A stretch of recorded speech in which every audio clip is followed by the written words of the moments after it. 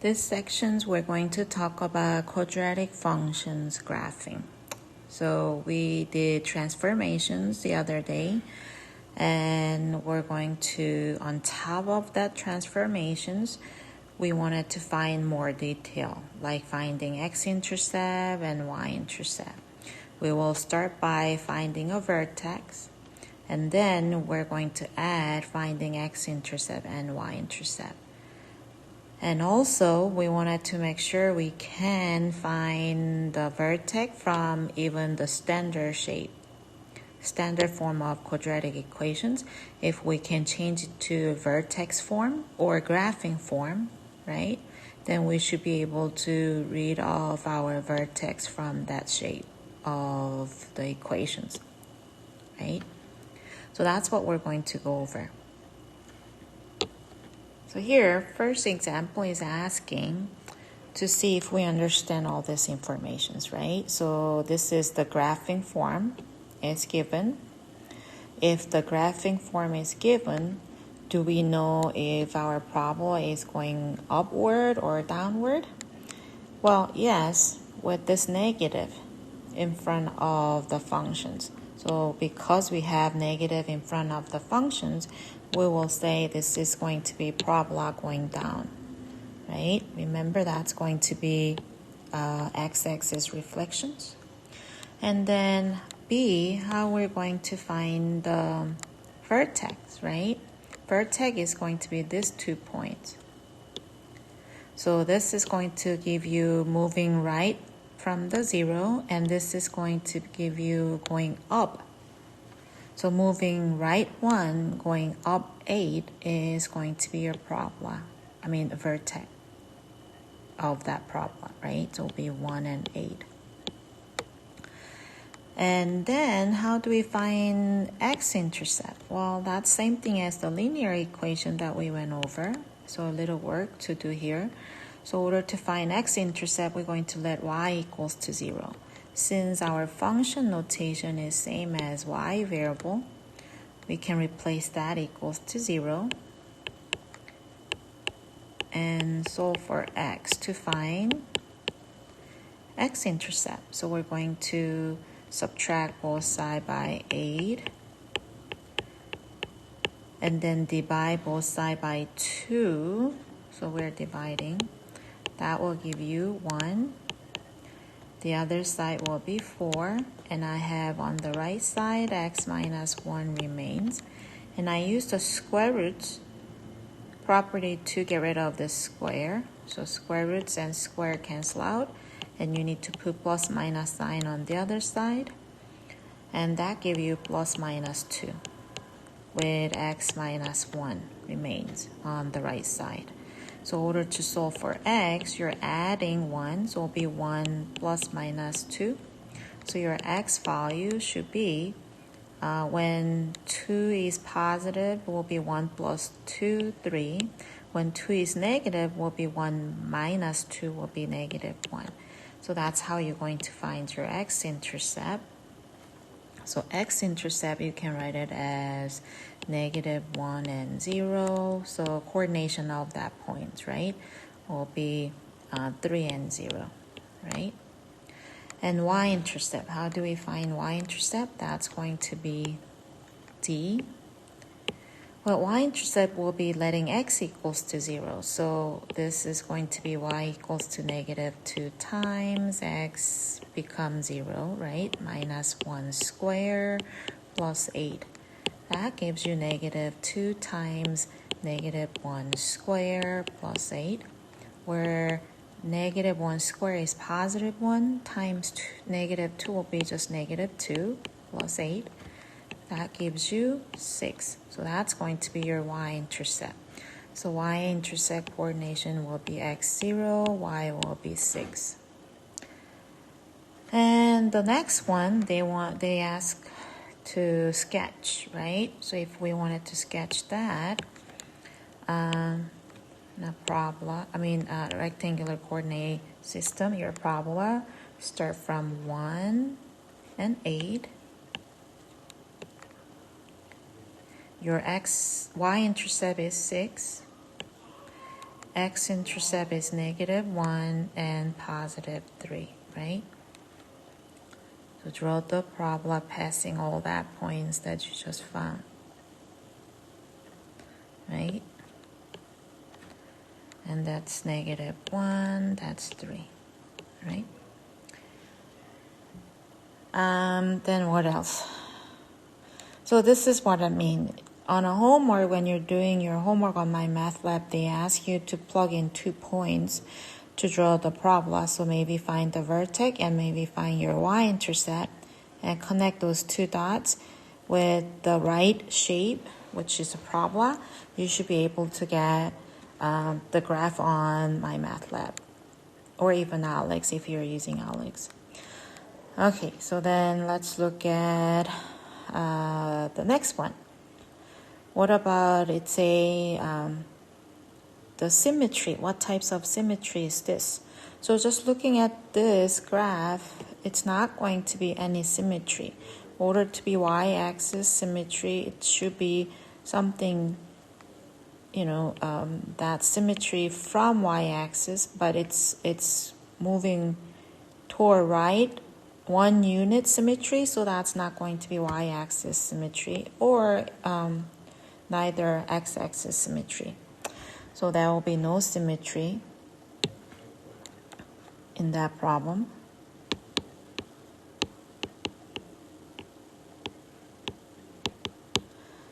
What about maximum or minimum value? Well, obviously this is going to be maximum point. Why? Because it's upside down parabola. Means you have an arrow going down. So the highest points on this graph is at 1 and 8, right? Ask to find the domain and range. So domain will be analyzing your arrow, so you know that it's going down, but at the same time slightly moving left and slightly moving right. Because you have a left to right arrow and have a graph in between, your domain is going to be -infinity to +infinity. Your range obviously going down continuously, so will be -infinity, but there is a highest points. They don't keep go up. So there is limit on the height. That will be this point right there, which is the maximum, right?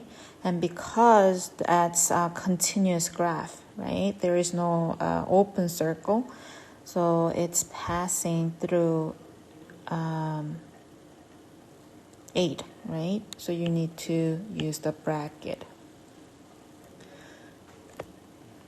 So +8 to -infinity, and where +8 is included.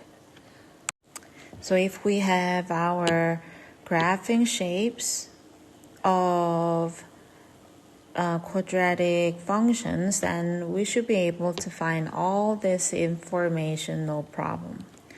The next example we're going to look at is, what about then if your function is with the standard form? So we're going to do exercise here in example 2 to find the vertex if standard form is given. So in other words, how can we transfer standard form into graphing form, right? That's the exercise we're going to do.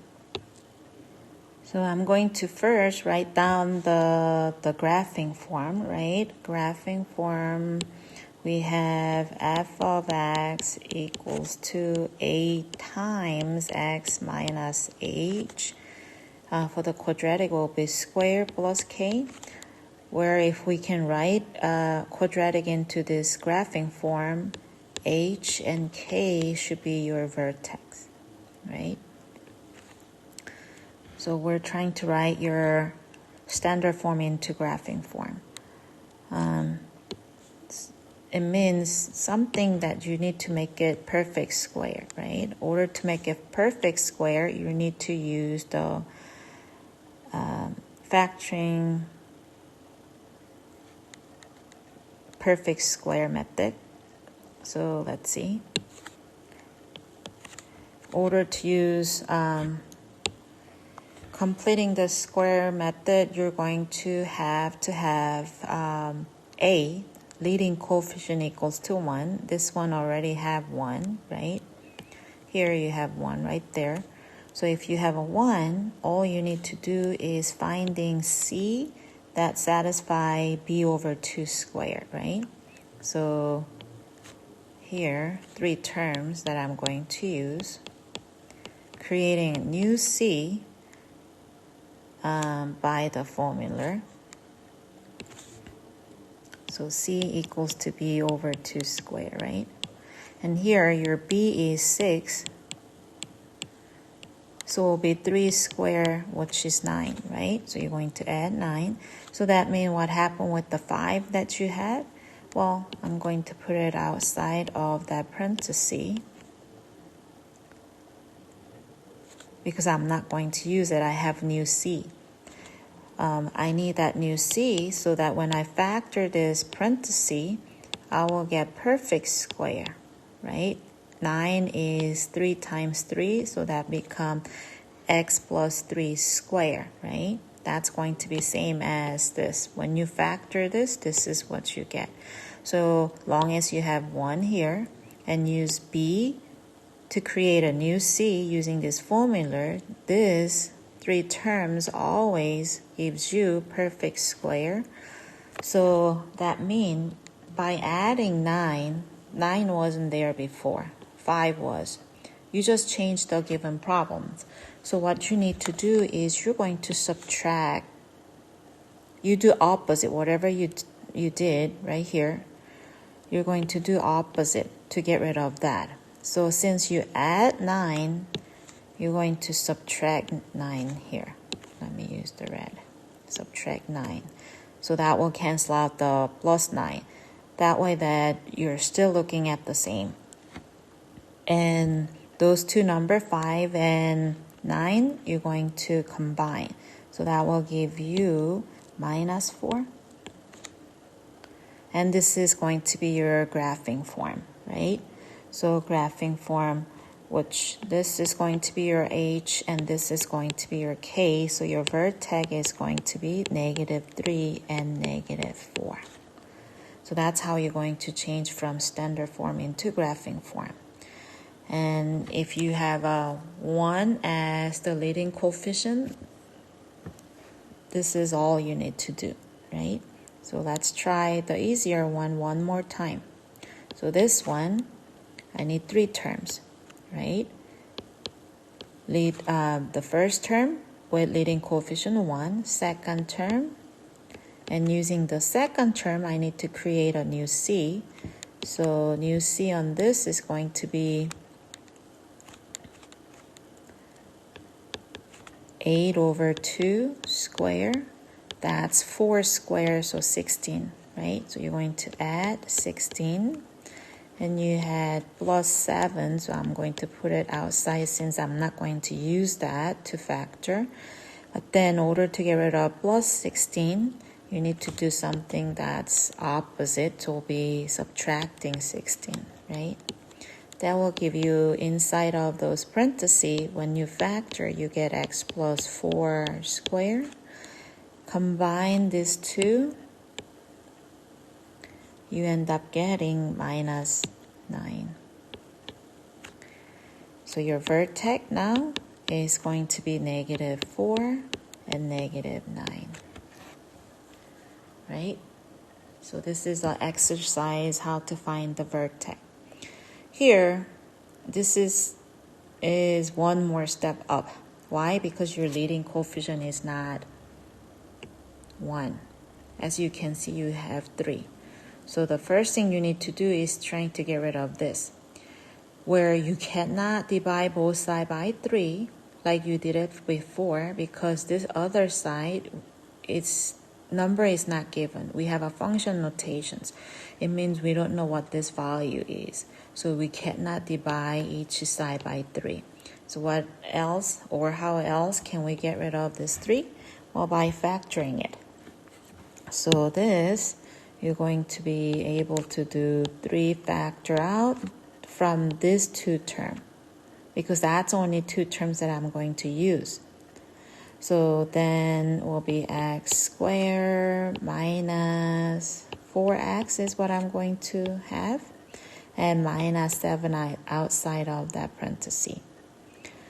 And now I'm going to create new c using b negative 4. So new c, let me use red, will be negative 4 squared over 2 squared. So it will be negative 2 squared. That will be 4, right? So you're going to add 4. Then you need to do whatever opposite here, right? But then it's not going to be subtracting 4. Why is that? Because this 4 is inside of parenthesis. So when you open this parenthesis, you have to distribute this. So to the whole function given, you end up adding 12. So if you multiply this 2, it will be 12. So you need to do opposite of adding 12. So you're going to do subtracting 12 outside. Right? How do I get that? Subtracting 12? By adding this. So when you're adding that, that will be plus 12, right? So you're doing the opposite of that, will be subtracting 12. So then, now you're going to factor that parenthesis, you get x minus 2 squared and negative 7 minus 12. You will end up getting negative 19. So your vertex is going to be 2 and negative 19. I know it's a little confusing because you have a factor 3, right? But we will try a few more until you understand better. Let's look at example D. This time, again, we see the leading coefficient. That's not 1. So first thing we wanted to do is factoring that 2 out from the first 2 terms. So just from this, because that's 2 number that you're going to use to factor, right? Then you get x squared minus 2x, and then you need to create new c. Negative 3 will be still outside, right? So using negative 2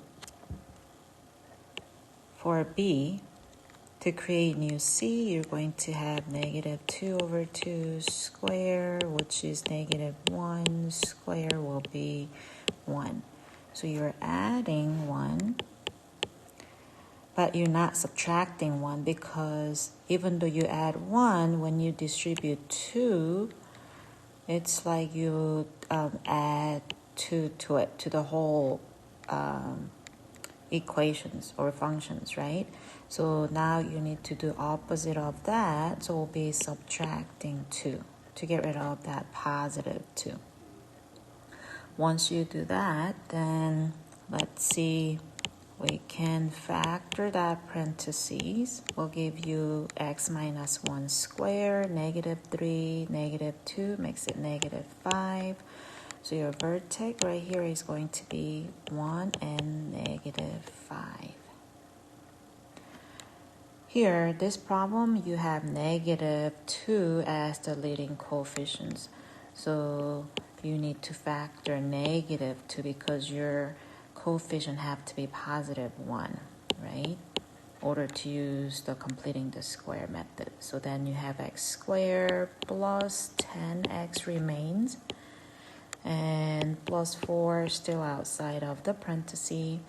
And in order to use b to create new c, it will be 10 over 2. Oh wait, that's not 10 because I factor negative 2, right? So this should be, let me erase that. It should be plus 5x, right? So this should be 5. So that gives you 5 squared over 2 squared, so it will be 25 over 4. So you're adding 25 over 4. And when you multiply these two to see what actually you end up at, it will be minus 25 over 2. So it means you're going to add 25 over 2. That gives you negative 2 inside of parentheses. When you factor, it will be x plus 5 over 2 squared, right? And when you're adding, this 4 become 8 over 2 plus 25 over 2, you get plus 33 over 2. So this one, your vertex should be negative 5 over 2 and 33 over 2. Okay, I'm going to try one more with that negative one, right? So what do? We factor negative 3. Then I will end up getting x squared plus 3x remains with positive 8 outside. Your new b is 3 now. Create new c by using b over 2 squared. That gives you 9 over 4. So you're adding 9 over 4. Even though you add 9 over 4, when you multiply negative 3 into it, you end up getting negative 27 over 4. So it means you subtract 27 over 4 to the given function, so you need to add 27 over 4 so that you will not change the given problem. So now then you have negative 3 inside parentheses. When you factor, it will be x plus 3 over 2 squared, and you do the addition of this fraction, so that become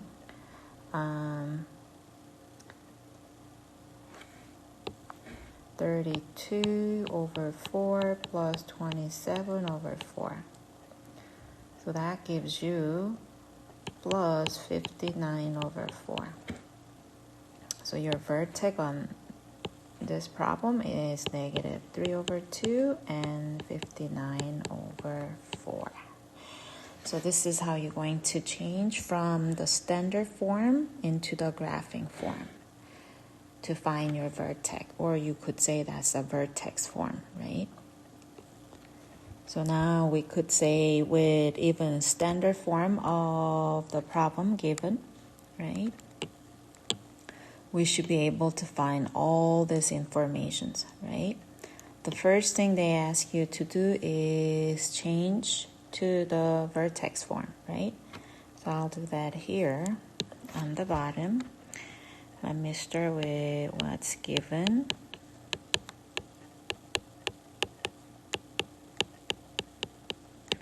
And this is A, right?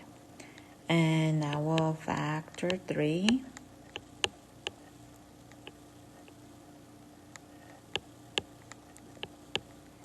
And plus 5 will stay outside of the grouping. And your new C is going to be 4 over 2 squared. So 4 over 2 squared, that's 2 squared, which is 4. So you're adding 4. But eventually you add 12, so you need to subtract 12. So then you end up getting 3 times x plus 2 squared minus 7. So this is going to be your graphing form.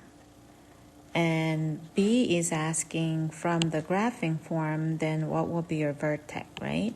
So that will be negative 2, negative 7. What is C is asking? C is asking to find the X-intercept, right? So how do we solve X-intercept? Well, letting y equals to 0. So just continue from example A. We already have the factor form. Just let them equals to 0 and solve for x. So when you add both sides by 7 and divide both sides by 3, that's what you get. And when you square roots, it will be plus minus square root of 7 over 3.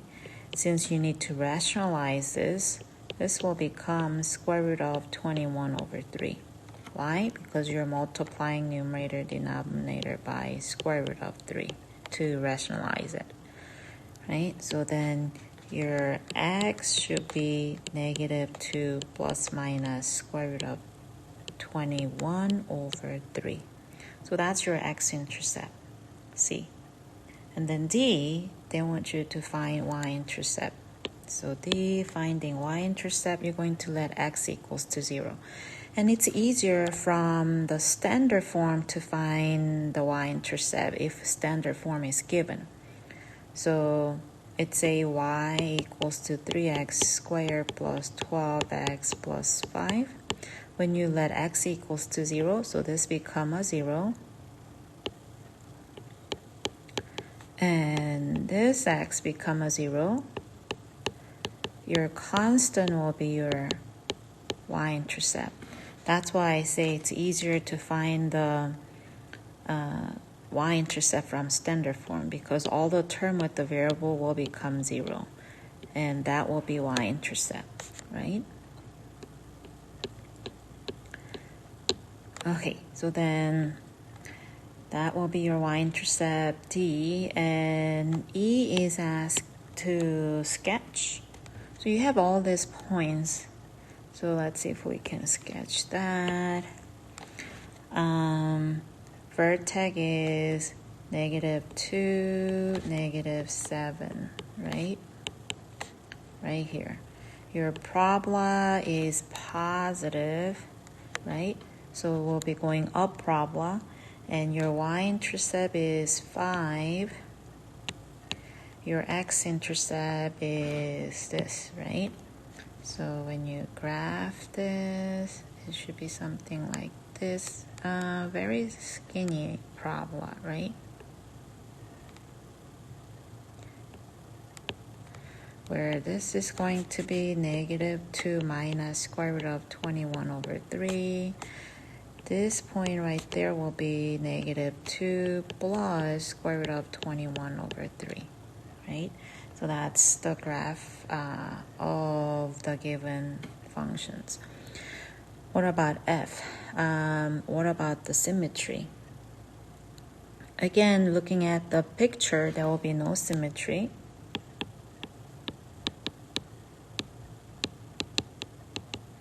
And if you wanted to find minimum or maximum, because it's going up parabola, this is going to be your minimum, the lowest point, right? So you could say minimum at y equals to -7, right? Or you can give the coordination of that point, which is -2 and -7. And what else? The last one is ask you to find, so H is ask you to find domain and range. So domain and range, we wanted to analyze the arrow first always. So this arrow goes up, also move right and left. So your domain of this function will be -infinity to +infinity. Your range is going to go up continuously, so +infinity. There will be the lowest points in the graph, which is going to be -7, and -7 is included, so make sure to use the bracket to show that point is included. So that's how you're going to use changing from standard form to graphing forms to find all this information about the quadratic functions.